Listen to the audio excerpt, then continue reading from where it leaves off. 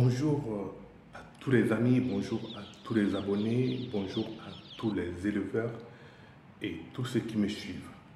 Comme promis, voici la deuxième de la série des vidéos consacrées à l'élevage de poulets de chair ici à Abidjan. Si vous découvrez la chaîne, je m'appelle Simon Alingui, je suis fonctionnaire des finances en France et consultant en marché public.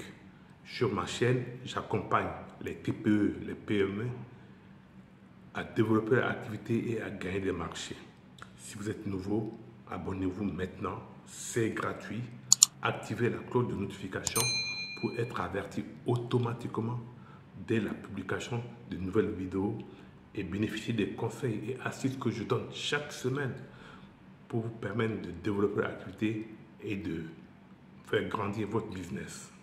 Sans tarder, nous allons aller rencontrer l'éleveur qui nous a consacré quelques minutes pour nous expliquer son exploitation. Bonjour de m'avoir accueilli dans ta ferme. Vraiment, merci beaucoup à toi. Je voulais d'abord que tu puisses un peu te présenter avant de nous présenter ton activité. D'accord, donc Bekay Camara, je suis éleveur, aviculteur en Côte d'Ivoire dans la région de Azadi. Moi j'ai vu qu'il y a un grand hectare. Comment tu as pu te retrouver dans ces conditions-là pour mettre en place l'élevage? Tout d'abord, à la fin de mes études, le choix s'est posé de savoir qu'est-ce qu'il fallait faire. Est-ce qu'il faut être salarié, travailler pour une entreprise, en sachant que bon, j'ai fait des études un peu dans des pays type les États-Unis, la France, la Chine, etc. Donc le choix s'est posé de savoir ce qu'il fallait faire. Bon, j'ai décidé de travailler à mon compte et en décidant de travailler à mon compte,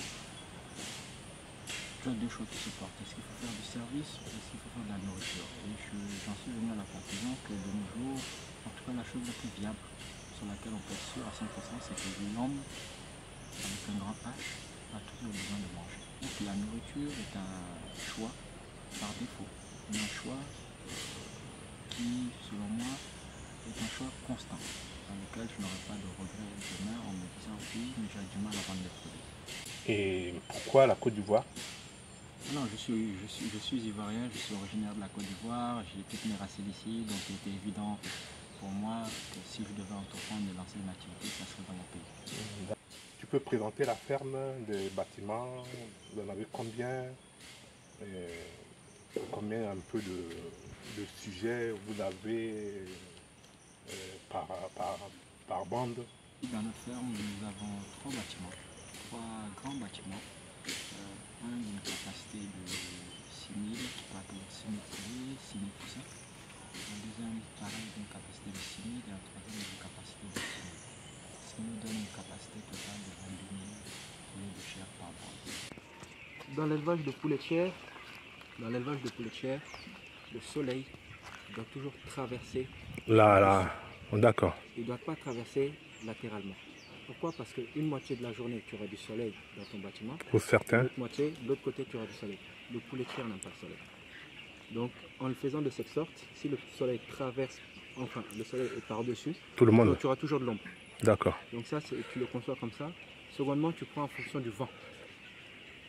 Vu que c'est des poulets qui sont originellement faits en République tchèque, pour des conditions de froid, le poulet de chair dégage beaucoup de chaleur. Donc pourquoi il faut le mettre dans le sens du vent? Ouais. Pour que le vent souffle régulièrement dedans et qu'il dégage la chaleur. D'accord. C'est toujours l'approvisionnement pour qu'il y ait une continuité de production, c'est ça? Voilà, donc il y a toujours un approvisionnement auprès de nos grossistes. Ça fait de nombreuses années maintenant qu'on travaille avec des grossistes. Aujourd'hui, nous sommes en train de développer notre label, notre branding, afin de pouvoir fournir des poulets à tous, à moindre frais. Ce label se dénomme beaucoup. Donc ça va également dans notre logique. Si on n'est jamais en rupture de stock chez nous, on n'est jamais en rupture de stock chez nous. Donc c'est ce qu'on essaie de faire. Et puis voilà, Mais à ce niveau-là, votre cycle de commercialisation, c'est comment? Lorsque vous avez un groupe de fournisseurs, de clients prévus, vos fournisseurs, comment vous faites? Vous n'avez jamais de problème de rupture d'approvisionnement en poussins ou des fournisseurs, des clients qui vous demandent et que vous ne pouvez pas les fournir? Parce que tout à l'heure, tu disais que à ce moment, il n'y a pas de poulet sur le marché. Comment se fait-il qu'il n'y a pas de poulet sur le marché? Donc ce qu'il faudrait savoir, c'est que le poulet, faire de l'élevage de poulet, c'est trois éléments. C'est d'une part des bons poussins, des poussins de bonne qualité. Tu es sûr qu'à un certain nombre de temps, tes poussins vont pouvoir atteindre un certain poids.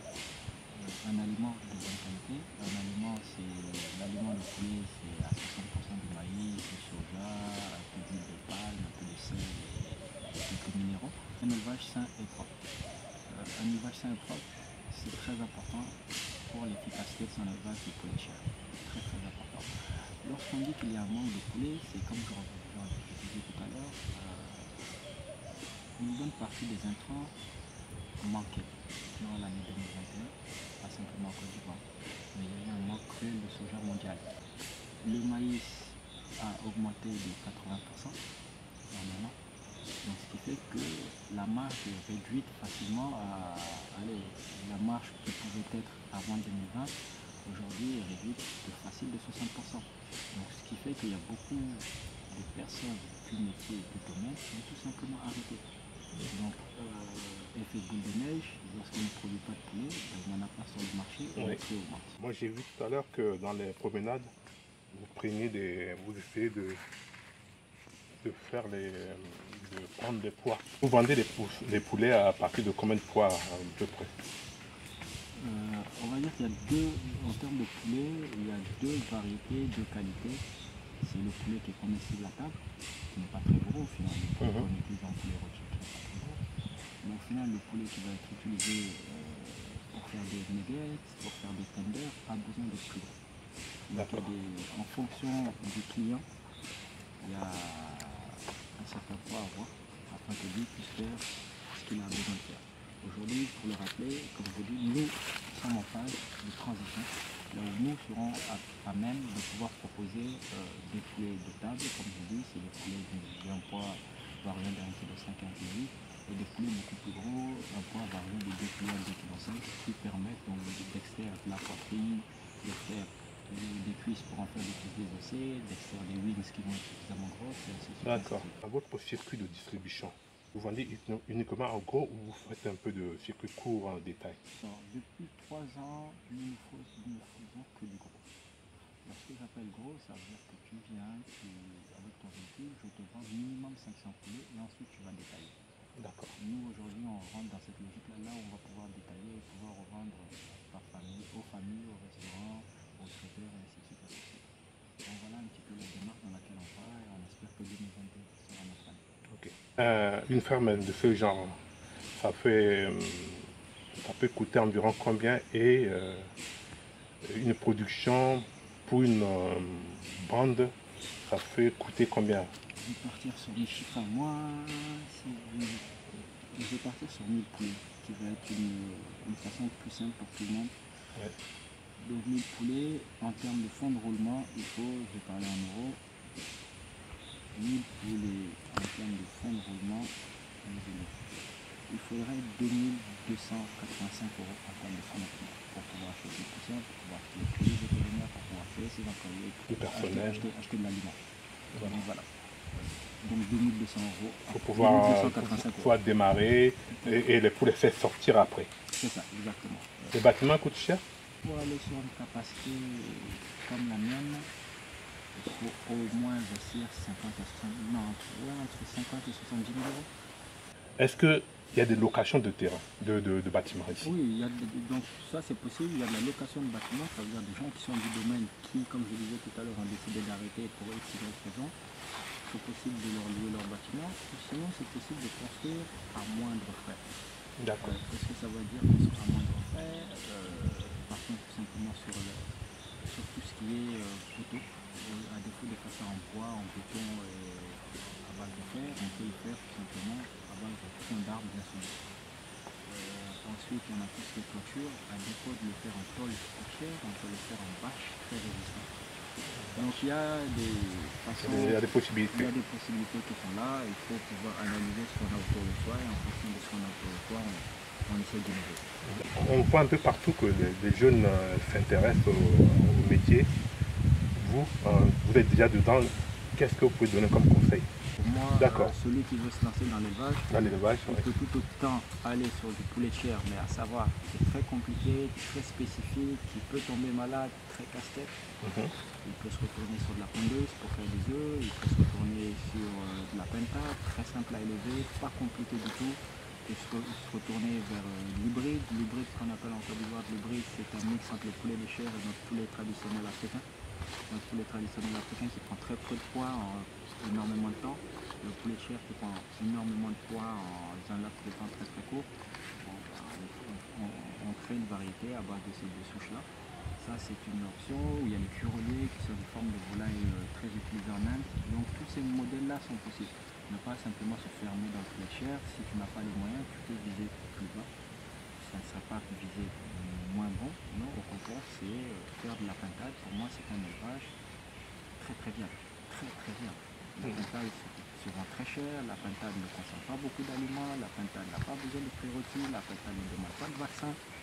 Donc c'est un élevage que je recommande, donc, pour toute personne intéressée, je vous encourage fortement à regarder autre que le poulet de chair. Une dernière question. Est-ce que dans votre ferme, vous envisagez, est-ce que vous prenez des apprentis, des stagiaires? Oui, tout à fait. Lorsqu'on a la demande, on prend des stagiaires, oui. À qui on demande de rester minimum 3 mois. Pourquoi 3 mois? Parce que ça leur permet déjà de commencer une vente d'environ de tout sur le circuit. 45 jours, de vendre, de voir comment se passe le nettoyage, la désinfection et de reprendre. Donc c'est du minimum 3 mois, l'idéal serait 4 mois, histoire de pouvoir faire au moins 2 ventes. À partir de 2 ventes, tu capitalises suffisamment d'expérience pour pouvoir reproduire le schéma de travail. Alors, qu'est-ce qu'il faut pour être stagiaire chez vous? Est-ce que ils sont des stagiaires bénévoles ou bien vous les rémunérez? En Europe, les stages sont très chers. Mais en Europe, les stagiaires paient les stages. Ok, on a cette chance-là. En Afrique, on n'est pas encore arrivé à ce point critique-là. On a cette chance. Non, il suffit tout simplement d'envoyer un mail qui est à l'adresse suivante, contact@youku. Je mettrai dans mes descriptions. Une formation, un stage, il faut capitaliser sur de l'expérience. Il ne faut jamais se lancer dans un business sans y avoir compris tous les aspects. Tout à fait. Ce qu'on ne paye pas en cours, c'est ce que tu vas payer sur le terrain, obligatoirement. Parce que tu essaies d'éviter de payer des cours. Par tes erreurs, tu vas le payer tôt ou tard. Donc, autant capitaliser, avoir le maximum d'informations avant de se lancer dans une activité.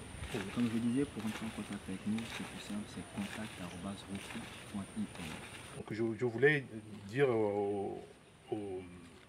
à la diaspora, à tous les Français qui viennent ici, qui veulent comparer, visiter, de prendre les coordonnées dans ma description là pour pouvoir prendre contact avec le producteur et qui est très ouvert et qui c'est un jeune qui vient de la diaspora aussi, qui connaît les difficultés de là-bas et qui peut vous aider à prendre ce métier.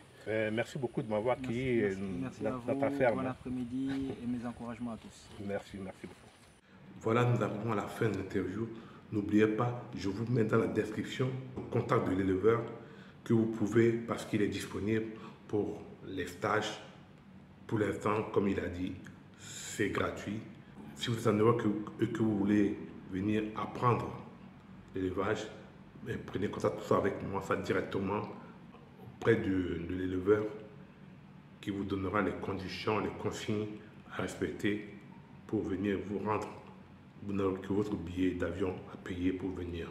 Si vous avez aimé la vidéo, likez-la, partagez autour de vous aux autres éleveurs. Et si vous n'êtes pas encore abonné à la chaîne, abonnez-vous maintenant. C'est gratuit. Activez la cloche de notification pour être averti automatiquement dès la publication des dernières vidéos. Et bénéficiez des conseils et astuces que je donne chaque semaine pour vous permettre de booster votre business. À très bientôt et prenez soin de vous.